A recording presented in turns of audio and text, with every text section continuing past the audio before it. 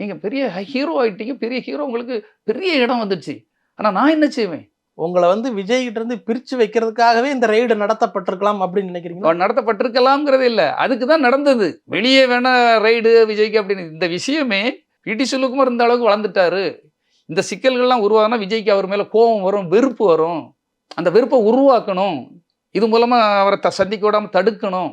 நான் என்ன பாவம் சார் செய்தேன்? படத்தை கரெக்ட்டா தானே எடுத்தேன். படத்தை கரெக்ட்டா தானே மார்க்கெட்டிங் பண்ணேன். அவரே தானே சொன்னாரு. யாருமே குறை சொல்ல மாட்டாங்க மார்க்கெட்டிங்ல. படம் ஒரு சுமாரா போச்சுன்னா யாரு சார் என்ன பண்றது? அத பற்றிய டாபிக் இல்ல சார். படத்தை ரிலீஸ் பண்ணிட்டோம் இல்லையா கஷ்டப்பட்டு. சரி அதில ஏதாவது சிக்கல்னா சிக்கல ஃபேஸ் பண்ண முடியாதா?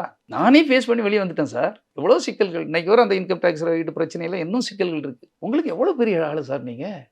நான் ஒரே படம் தானே இது.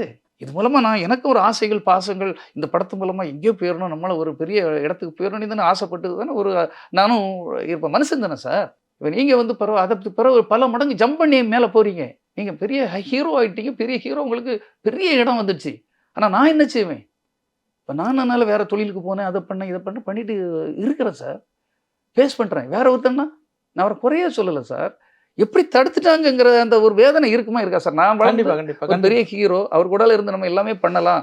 இவ்வளவு காலம் கஷ்டப்பட்டுருக்கோம். இவ்வளவு நாளும் போராடி இருக்கோம். அவங்க அப்பா தெரியும். ரொம்ப சிக்கனவாதி. அவர்ட்ட இருந்தெல்லாம் ஒரு காசு 5 பைசா யாராலயும் எதுவும் பண்ண முடியாது. எல்லாருக்கும் தெரியும். சந்திரசேகர். ஆமா. ஆனா நமக்கு மரியாதை தருவாரு.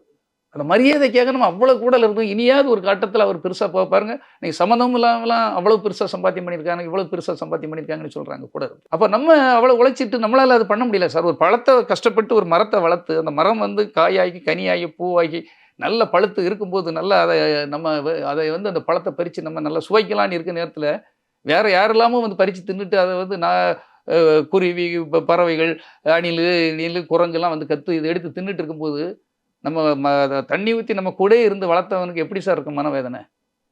நம்மளும் அதுல இருக்கலாம்னு தானே சார் ஆசை வரும்.